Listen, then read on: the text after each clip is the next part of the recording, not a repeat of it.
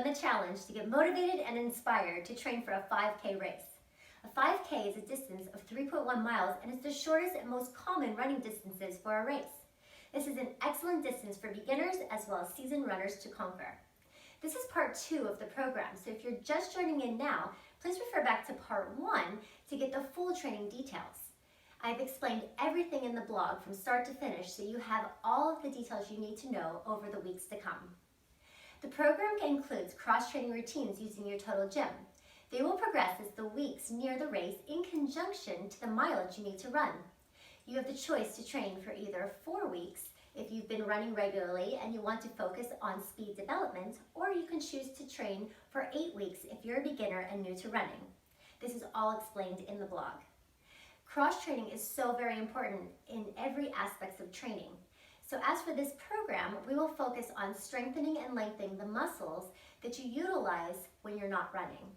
This will help prevent injury as well as strengthen the imbalances in your body, and it'll make you run better.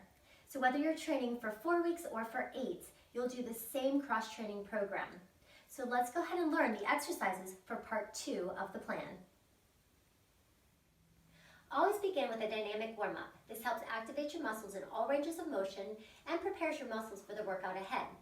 Then you'll move directly into the cross-training program. You'll perform every exercise for 10 reps, 2 sets through, in circuit format without any rest. The first exercise is step-up knee-ups. So have your incline at a high level. You'll place one foot onto the glide board and you'll step up and raise the knee at the same time. As you do this, try to watch something in front of you so that you keep your focus and your balance.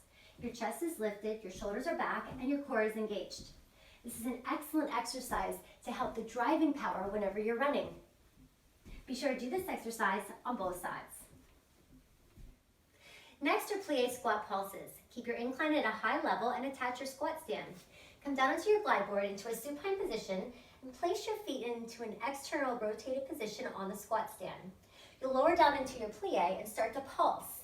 As you do this, you're going to stay as low as you can into the range of motion, and then you'll explode back up after 10 reps, and then go right back down into it for 10 more.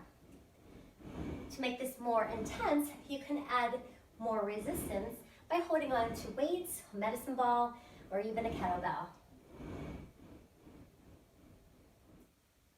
Next, you'll move into hamstring curl and crunch twist.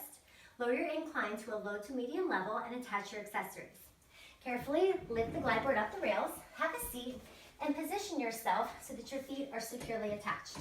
I'm going to use a medicine ball to increase the challenge. So you're going to roll back, extending through the legs. As you curl up, curl your hamstrings in and rotate to one side. This is such an excellent exercise to challenge the hamstrings, the glutes, as well as your obliques and your core. Now, to make this more of a challenge for my core, I can raise the arms up overhead and then twist to the side. Next, we move into reverse lunges. You can keep your incline at a medium or a low level. Face away from your tower and place one foot onto the floor at the bottom base and the other onto your glide board. You'll lower down into a reverse lunge, keeping both knees at 90 degrees and the knees and the toes are in the same direction. You'll stand up, activating the standing leg. This is such a great exercise to really work for your speed development. Be sure to do this exercise on both sides.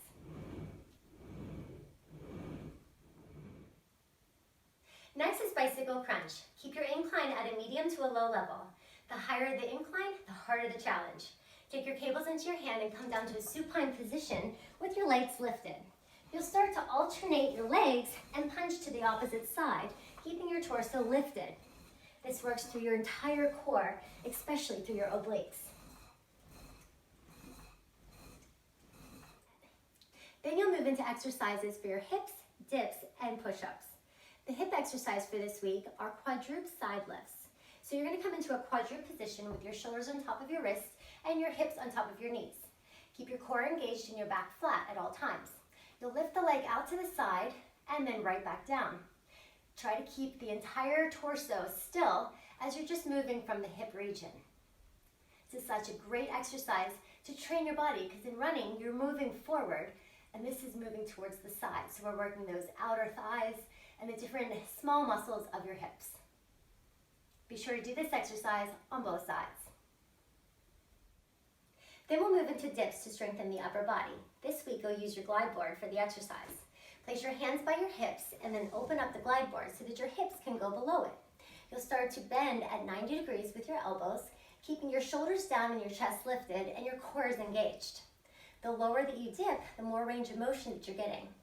The higher the incline, the easier it will be, but the lower it is, the harder the challenge. And for this week's push-up exercise, you'll do triangle push-ups. Come into a push-up position with your shoulders on top of your wrists and your body is long from your shoulders to your knees for modified. And for advanced, you're long from your shoulders to your heels. Keep your core engaged at all times, and you're going to keep your hands at a triangle position.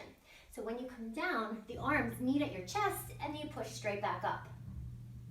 You want to make sure that you keep your head in front of your hands and your core engaged at all times. You can speed these up, or you can make them super slow to change the intensity. You'll also perform a series of core movements. These can be any exercises that you choose to challenge your core. You also want to end with a proper cool down and stretch that helps to recuperate your muscles, get you ready for your next workout, and prevents injury. So good luck, and I look forward to seeing you for part 3 of the program.